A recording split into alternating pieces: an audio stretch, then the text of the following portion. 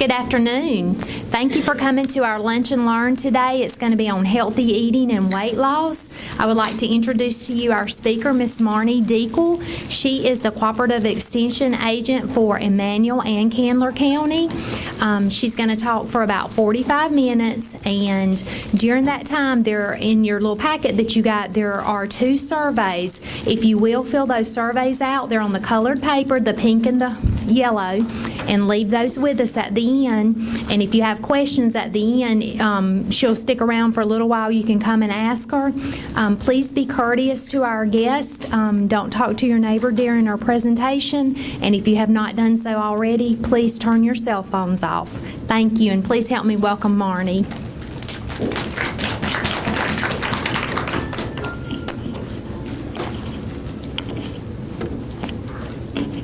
I'm kind of short. Okay. I'm Marnie Deacle, as Cindy said. One of my main focus areas with Extension is health and nutrition. So I do a lot of programming in this area. One of the things I want to talk with you about today is healthy eating and snacking. I would like to go over your packets really briefly. In your packets, you'll find your colored PowerPoint. We've allotted some lines here so you can jot down some notes if you'd like. You can see there's a lot of slides, so I'm going to go rather quickly. There is also a flyer here that we are promoting the Zero Weight Gain Holiday Challenge. It'll start, I believe, the week of Thanksgiving and run through the first week of January.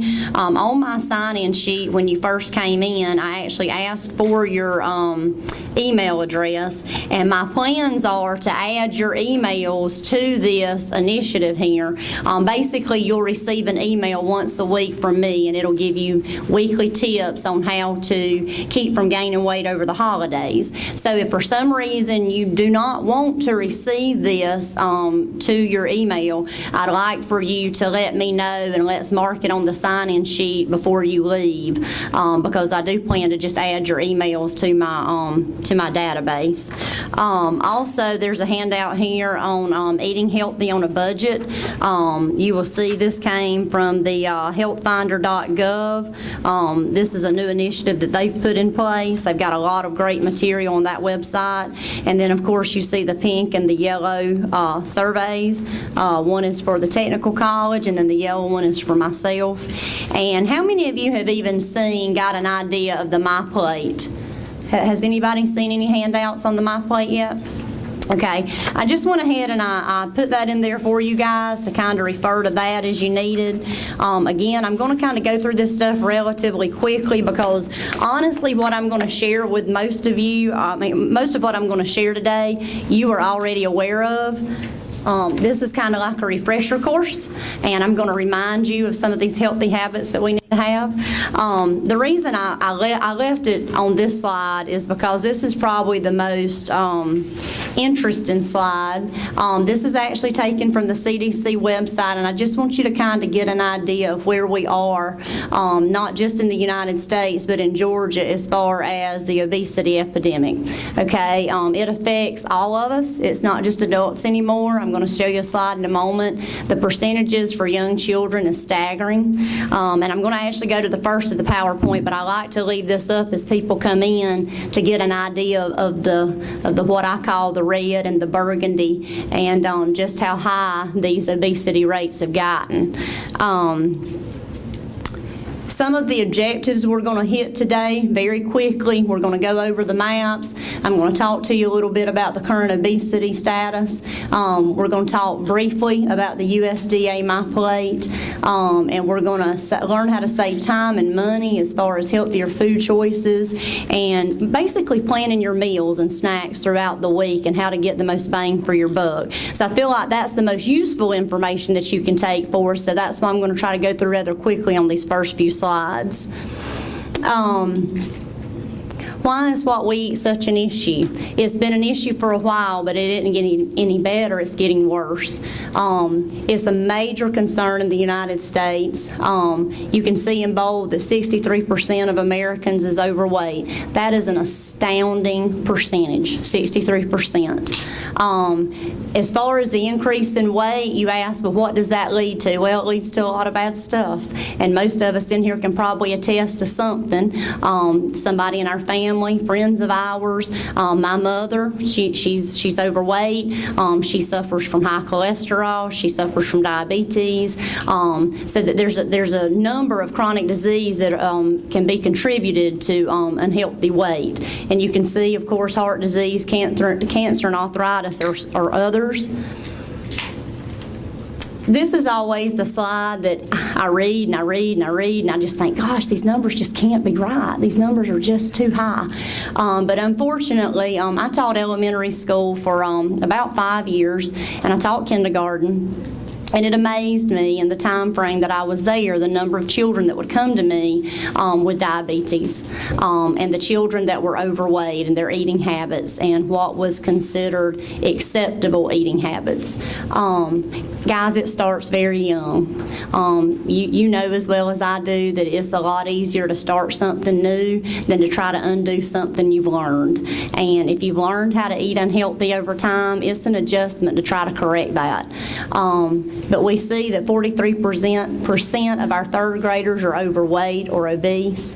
That number has gone up and up and up since I've been in Extension. Not down, it's gone up.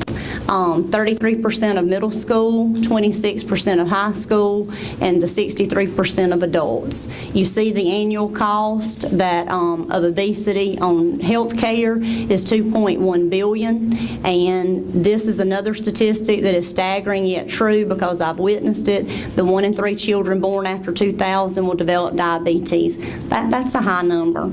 I challenge you that while I'm giving you this information today to, think about not only yourselves, but if you're one of those caregivers or moms or dads that you're always thinking of yourself, I mean, not yourself, but others, you're just very good about helping, and you remember that you can only take care of somebody else if you're taking care of yourself.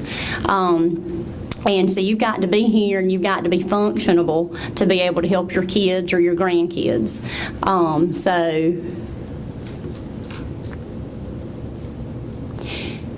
Back to this map here, as you can see, in 1990 we were a lot less overweight. We had whites and light blues and dark blues, so we were anywhere from 10 to 14% overweight, and then 2010 is a whole different ballgame. And I know it's hard to read probably back there as far as the percentages go, but if you look at the United States, well, first of all, there is no white, light blue, or dark blue, or even the darker blue any longer. As you can see, it's just going to beige, red, and then what I call the burgundy color. In 2010, you see that Georgia is red. The beige areas or I believe like 20 to 24%. The red is 25 to 29%, and then the burgundy is 30% or more. So as you can see, there's a lot more red and burgundy than there is anything else. And then if you just take a quicker look at the state of Georgia, you can see that somehow Georgia ended up being red in that 25 to 29% in 2010. If things don't change, I'm sure when they do these maps again, that Georgia will end up in the dark burgundy over 30%, because if you look at the map of Georgia, you can see the majority is into the burgundy, which on that map is 29.8%. So it's one thing for me to stand up here and tell you that, we're overweight and that the statistics are high, but then when you see it on a map and you see it colored and identified, it just goes, oh wow, So that's one of the reasons I like to show the maps. Gaining weight is really simple. It's easy. It's easy to do. We live in a very fast-paced world, a very fast-paced society. Unhealthy food is very readily available. Healthy food isn't as accessible as you'd like it to be. In some instances, the healthier foods are more expensive, than the unhealthy foods. So we deal with this. But basically, it's just like the slide says, we eat too much. It's just that simple. Our portion control is completely out of whack. If you think back to, gosh, I don't know. I can remember being 5 or 6 years old and you went to a fast food restaurant and there were no such things as supersize, first of all. And the average meal that my grandmother would purchase is now what we have as a Happy Meal for our kids. So they would have the small, 8-ounce drink, the small hamburger, no bigger than this and that thick, and the small fry, and that's what an adult would eat. And today, if we run through the fast food restaurants, that's what we purchase for our children to eat, and then we get the combos and we supersize and such as that. So, things have changed. The portion sizes have changed over time. And there's a lot of empty calories. Just think about what you drink. Oftentimes, if I pack on a few more pounds and I think, okay, well, how am I going to get rid of it? Just think about what you drink in a day. There's a lot of empty calories that we drink, okay? A lot of the world is dehydrated. We don't drink enough water. If you increase the intake in water, first of all, it's going to make you feel more full. And the second thing that it's going to do, it's going to hydrate you. And the third thing it's going to do is it's going to keep you from drinking those extra added calories. I'm a big stickler for Diet Dr. Pepper. That's just my weakness. I have them, and but I try to counteract it with the water. At least it's not the empty calories, but there's a lot of other stuff like sodiums and so forth in those diet drinks that aren't very healthy for you either. So the empty calories, and the other kicker is we're intaking all this stuff and we're not moving, okay? We're going to work, we're going to class, we're taking care of kids, and there's not enough time in there for the routine exercise. There's a lot of screen time, a lot of TV time, a lot of computer time. How many of you have iPhones? Or iPads or laptops that just the technology travels with you everywhere that you go. And so there's a lot of time spent working. There's a lot of time playing, but a lot of times it's screen time. And basically it's if you take in the calories and you use the calories, you're either going to lose weight or you're going to gain weight depending on how that equation maps out. So if you take in, I have friends that they'll say, Marnie, everything you talk about is all fine, well and good, but I'm going to eat what I want to eat, when I want to eat it and how I want to eat it. But I'll exercise to get it off, and I'm like, well, you rock on. Because my theory is my metabolism isn't built that way. So I can't just say, okay, I'm going to eat everything I want, then I'm going to exercise. All of our metabolisms are different. And so some people can do that. Other people are going to have to do both. I'm unfortunately one of those people that have to do both. I have to watch what I eat, I have to cut the calories down, and I have to try to get in some extra exercise. So, whatever works for you, and that's kind of the beauty to this, is you can find things that work for you. I won't stand up here and tell you everything you should and you shouldn't do. It's a balancing act. So that's where that comes into play, and that comes up to my next slide.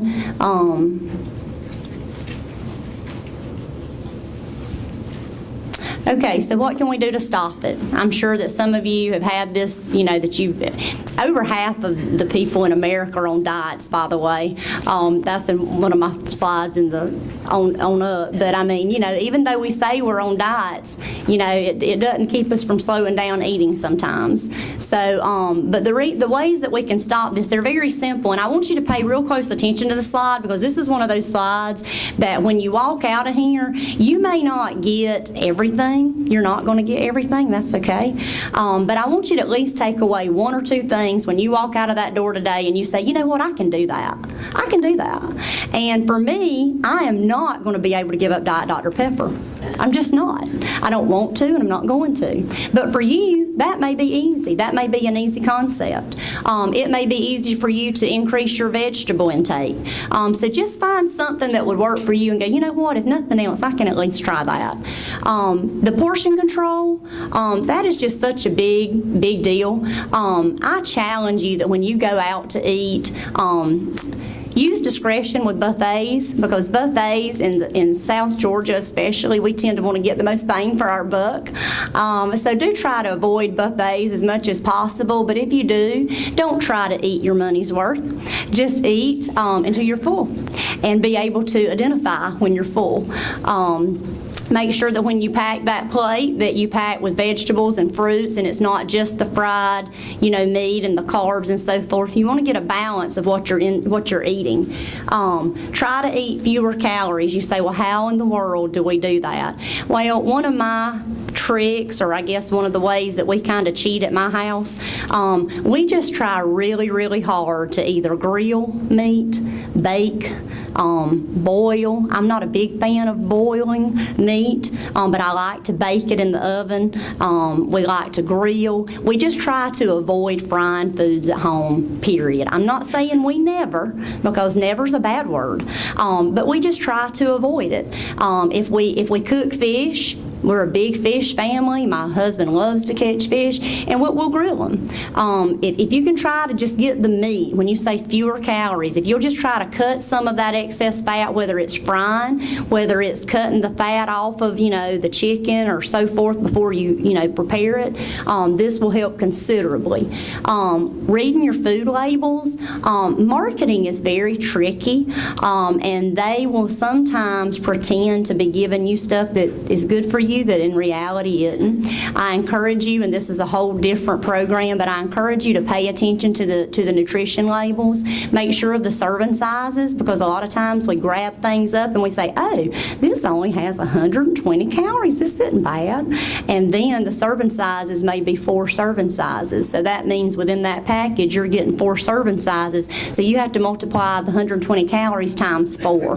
Muffins are notorious for that, by the way. I'm not going to tell you what brand, but muffins are notorious for that. So do watch those, because the muffins will be about that big around and about that high, and you'll look on the back and you'll go, oh, these are only like 150 calories. This isn't bad. And the servings are like 6. So just pay attention to those. Has anybody ever had that happen to them? I mean, that has happened to me like twice. Anyway, the convenience foods, I'm certainly not going to knock, fast foods. We live in a fast-paced world. Fortunately, a lot of our fast food restaurants are now serving a little bit healthier choices like salads and fruit bowls and things like that, yogurt. And again, you say, well, Marnie, you act like you never go through these places. No, I do. I have to. I don't have a choice. But look at your portion sizes when you go through, and look at what you pick out to eat. Instead of getting a double cheeseburger, maybe get a single cheeseburger. I will tell you, I've tried to give up French fries altogether, and I really love French fries. But if you have a really weak day and you just know you have to have those French fries that day, go for the small instead of the super size, and then later you won't feel quite so bad. It's all about choices. That's all this whole program is about, is just making healthier choices. Cutting the fat to prevent the cardiovascular disease. We had a real wake-up call with my husband recently. We thought we was having heart trouble. Fortunately, it turned out to be something else. But it's a very scary feeling at the age of 40 to somebody say, oh, well, you need to have a heart cath done because we're not sure that your heart is working appropriately. And we think, well, we eat relatively healthy, but some days you do eat healthy, and then other days you may not. But you never know what's going on inside. So trying to cut the fat will help your heart. It'll help all kinds of these chronic disease that we struggle with in America. Increasing your physical activity. It's hard for me to sit up here and preach to you about physical activity when I find I have a really hard time juggling that and putting it into my day. I have an 8-year-old and a 4-year-old. So our days are just booked, and I'm sure yours are the same. But we do try to get out on the weekends. If nothing else, we try to get out, maybe go on bike rides or walks. Are we successful all the time? No. I do limit their screen time. I limit my screen time once we're home, because you've got to have that one-on-one with your family, and if you can make it a family activity, if your kids are younger, that will help you stay probably more on task and focused. I've talked a little bit to you about the baking and the broiling and grilling. Eating the more fruits and vegetables, planning your meals ahead of time, that's a kicker. It's hard to do sometimes, but I found that if on Sundays you can sit down and either look at the paper, or if you can go and do your shopping on Sundays for what you're going to do for the week, that kind of helps you stay focused. And then, of course, we've talked about the water, and, avoid bad diets. I can't tell you how many diets I've come in contact with and how many I've tried, on the other hand, too, before before I took this job. But it really is a balancing act. There's no magic pill. There's no magic diet. It's a way of life. That is how you're going to become healthier. And it's not really necessarily about the pounds on the scales. It's more about you being healthy. You know, I have kids that'll look at me and say, well, you know, Miss Marnie, what's healthy? And I mean, healthy is when you know that you're trying to eat and you're trying to exercise the best of your ability and you feel better about yourself. That's what that is. So the fad diets can get you into trouble. And again, this is just a picture of the My Plate. As you can see, the portion sizes on this plate. I like it. A lot of people don't like it. We changed from the pyramid to this. To me, this is a very good visual of what your plate should look like when you go to eat. I don't know about you, but it is very difficult for me on certain days and even certain meals to get in that vegetable and fruit because I eat a lot of sandwiches and I'm on the go, you know. And so the way you can get your vegetables in there is by putting the lettuce and the tomato and stuff like that on it. So there are ways around it. Grains, let me just say this real quick too. You know, grains are great and you need grains, but you don't need too many grains. So, you know, I can't tell you how many sandwiches that I may leave one slice of bread on it and peel the other slice off depending on how many grains I've had that day. So it's just a give and take kind of thing. It's tricks is what it is that can work for you. And I often tell people that, you know, just try to think of the My Plate before you put it into your mouth. People say, well, what are empty calories? Empty calories are if they don't fit on the My Plate. So that pack of peanut M&Ms, you could push that on the side of protein because there is a peanut involved. But for the most part, that's going to be some of those empty calories that you need to be kind of cautious about. Okay, never skipping breakfast. This is just always a really good thing to do. To not do, to avoid, because you got to get your metabolism going. If your metabolism doesn't get going, you know, if you don't put something in your stomach until 11 o'clock, you are fighting a losing battle. And even if it is a protein shake, a bar, an egg and a piece of bacon, something needs to go in your mouth as quick as you can when you get up in the morning. Breakfast is a good time to hang out with your family. I know a lot of us, we're too busy to sit down a lot during breakfast, but that is a good time to get everything started. And this is also a good time to include your dairies, because that's a good time to get in your yogurt, maybe a little bit of granola and some milk. Healthy eating habits. This is just some good tips for you to take. Again, this is one of those slides that you look at and you think, oh, we can do that. You know, avoid the soft drinks. I don't keep soft drinks at my house for my kids. Period. Now, if they get in there and sneak a drink of my Diet Dr. Pepper, they've just gotten lucky because it's not going to be there for them. And water. That's what I push at my house. Now, I'm going to tell you the reason personally I have to do that. My daughter, she's not a big drinker. She doesn't drink a lot. And so when she's drinking, it needs to be as much water as possible because she just doesn't drink a lot. But do I let them have iced tea? Yeah, sometimes. But for the most part, and the breakfast during breakfast we push milk. When they finish their milk, they can have water. And then at night we might let them have a little bit of tea, and then they can have water after that. With your juices, you know, juices are good, but juices are packed with sugar. So just be real careful about using that theory of, oh, well, I'll drink my fruit. Try not to do that because you really only need about a half a cup of juice a day. So just try to avoid that. Avoid the convenient foods. We've talked about some of this. Younger children, do keep in mind that younger children need about 5 to 7 small meals and snacks a day. They're just not made like we are. And by the way, really for adults, we shouldn't just be eating like 3 meals a day. We should really be having a snack about 10 and a snack about 2 or 3 o'clock, because if you want your metabolism to keep going, you shouldn't try to starve it, you should keep feeding it. But you just feed them those healthy things.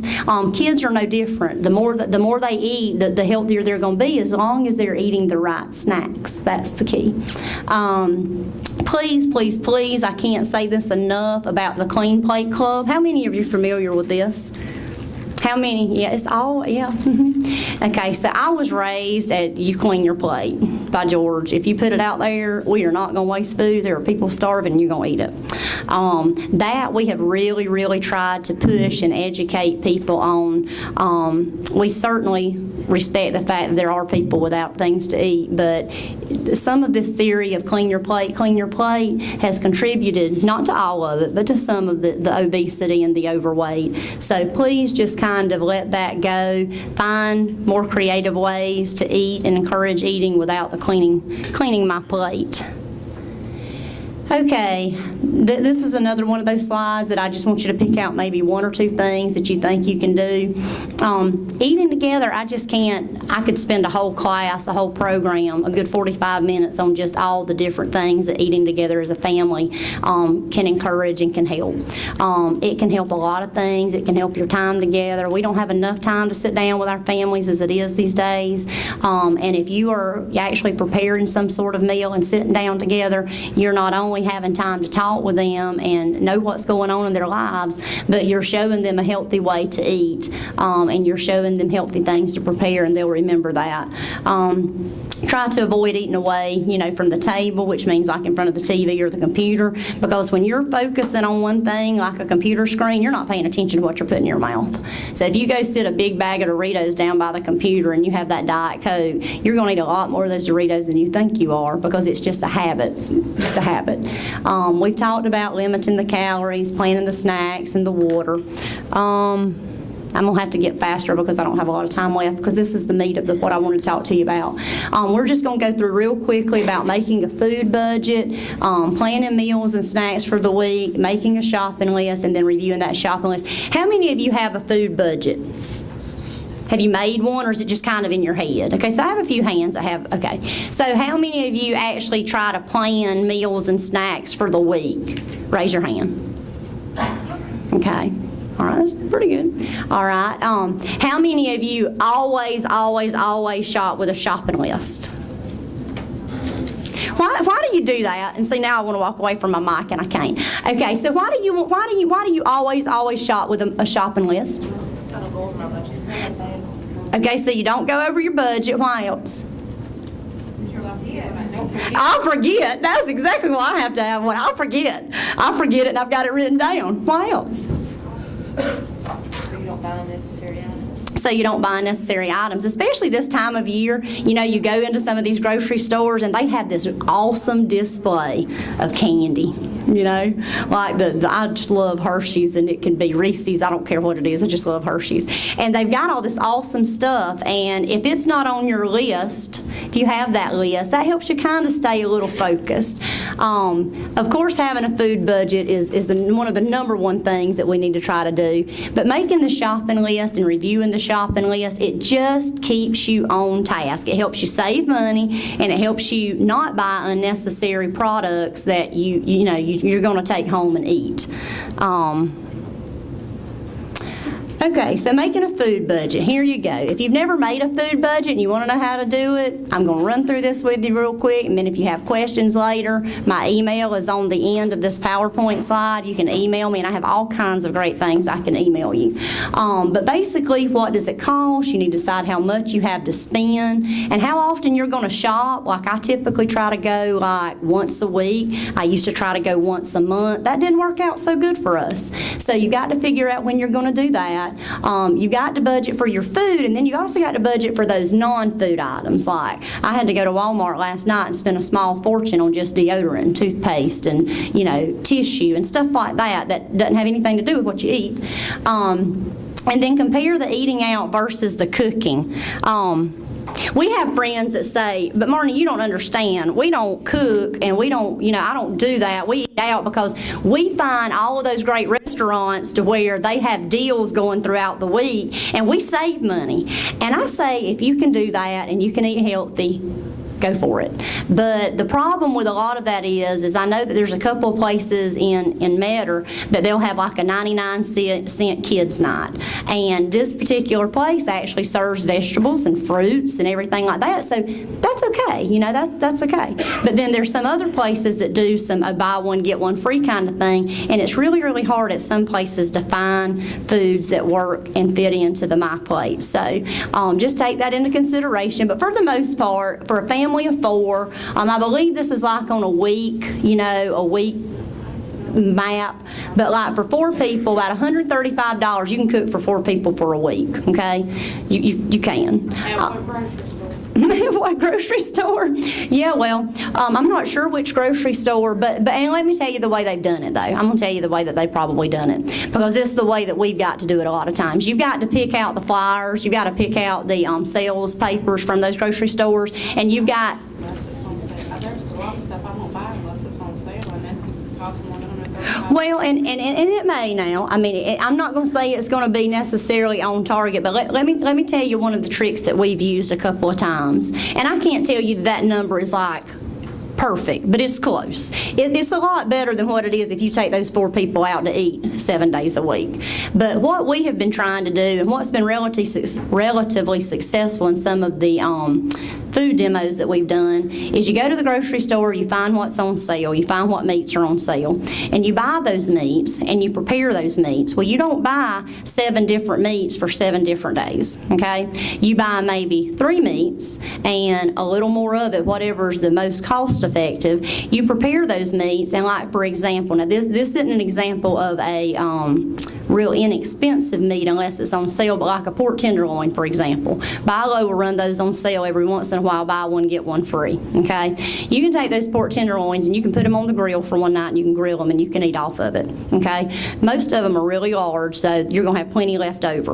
Okay, the next night, or either okay, if you do that on Monday and then either the next night or the following night, you can make pork tenderloin quesadillas or fajitas or something like that. So basically what they've done with this is they have tried to take that one meat and make at least 2 meals off of it, okay? Same thing with like ground turkey or the the low-fat hamburger meat. If you purchase that meat to put in spaghetti on Monday night, go ahead and skillet an extra amount of that hamburger meat up for Wednesday night, and then do tacos on that. So that's where some of this is coming in. It's not just, okay, you're going to go buying 5 to 7 meats and rice, whole grain rice. Anytime you do pastas or bread, definitely try to buy those whole grain rolls, the whole grain bread, the whole grain rice. But the point of this is it's very difficult to eat out cheaper than it's going to be for you to eat in and cook. And it may not be right at $135 for 4 people, because my grocery bill usually reflects a lot more than that, but they're meaning just for those staples in that. And if you're really creative in what you prepare for that week, and you're using the same staples even when it comes down to, flour and, onions and bell peppers and stuff like that, if you're very creative and conscientious, you could hit that number. I haven't hit it, but you might can. Checking your pantry. I used to not be as good at this as I've gotten lately, but you don't want to waste food. You don't want food to go outdated. So you want to check what's in your pantry and your fridge and your freezer first. And if it's been in there a while, a lot of us like to put up, peas or green beans or corn, during the summer.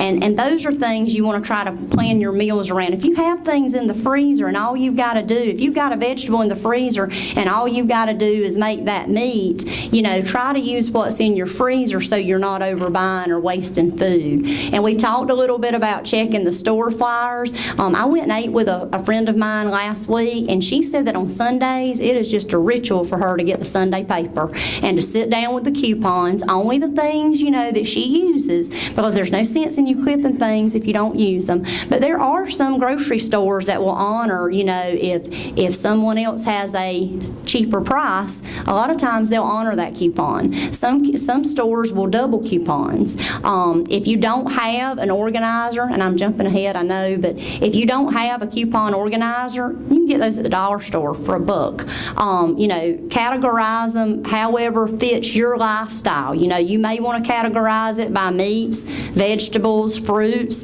whatever works for you, but get some kind of organization so then when you go to the store, you can just pull those out and go through them. Make sure to include foods from all of the food groups. Like I said, refer to that My Plate.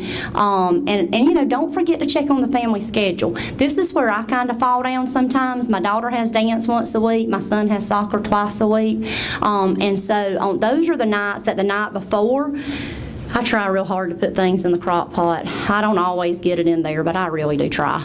But check on your schedules, because the nights that you're out and you're not getting in until 8 or 9 o'clock, what are the odds that you are going to be able to prepare something at home? So start thinking ahead. Okay, we're going to have to eat out tonight. So if we have to eat out tonight, where are we going to go that we're going to at least have some healthy choices that we can, use that maybe might not be so expensive? So just thinking ahead like that. We talked already about the shopping list and preventing you buying things that you don't need. Guys, doing a grocery list gets you in and out of the grocery store a lot quicker, than just going in there and going, well, do I need this or do I need that? Another trick that I do a lot of times is however your grocery store is laid out, that's how you make your grocery list. So whatever you're going to buy in the vegetable section, put those together. And then whatever you're going to buy in the meat section, put that in. I see people just nodding their head like, yep, I do that. I told you a lot of this is just going to be a refresher. Y'all know a lot of this. But again, that does help you stick to your budget. Do the list, of course, to fit your budget. Make sure you're not forgetting anything. I'm the world's worst. I always get home and I've forgotten one thing, and I do that with the list, okay? So, and I know that none of y'all do that, but I do. All right, so this again kind of shows you the layout that I was just talking about. Do try to leave your frozen foods and any of your refrigerated items. This is the food safety person coming out in me, because I teach that too. So do try to leave those to the very last, because you don't want frozen items to thaw out. You don't want to buy refrigerated items and especially like if you go somewhere like Walmart, the one-stop be-all store that you get everything. So make sure that anything that's refrigerated or frozen that you get last. Again, compare your prices to find the best buy. Now, you may not be so busy, but I find it very difficult to hop from grocery store to grocery store because their sale price is a little cheaper. So I encourage you that if your life is busy, you may want to think more about the coupon route, the sale paper route, versus jumping from store to store because one thing's a little bit cheaper, unless, like, we love pork tenderloin. And when those go on sale, I may not need to buy anything else in that grocery store, but when they go on sale, I'll go buy pork tenderloin and put it in the freezer. So if it's things like that your family enjoys, they love, and you can put it up and keep, go for that. A little bit about store brands. Store brands are usually a little bit cheaper than the national brand. I do a little demonstration, which, I couldn't do it here today, but I usually do a demonstration. We're kind of stuck in our ways about the name brands that we like. But there are things out there that you can use that you can't tell a bit of difference. They spend a lot less money. Those off brands, as we call it, or the generic brands, they don't market, they don't advertise, and so their costs are a lot less because, like some of the big name brands, they market, they do a lot of commercials and stuff. And you'll notice when you go in the grocery store, those expensive brands are right at your eye level. They're right where you can see. What you want to do is you either want to look up or you want to look down. And a lot of times you'll find those more generic, less costly items that you can use.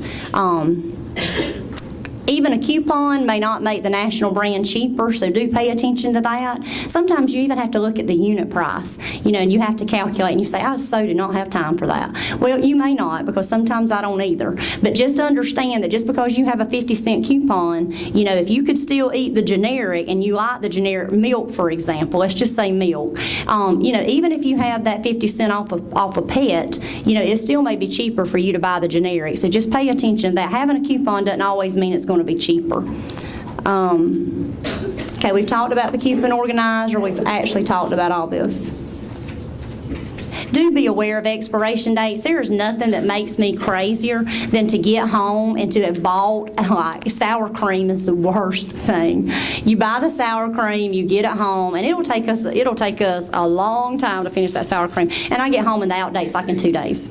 Okay, so stores are supposed to go through things and they are supposed to discard those items. Eggs, milk, there's other two staples that are very bad about sometimes you go in and you got to use it quick.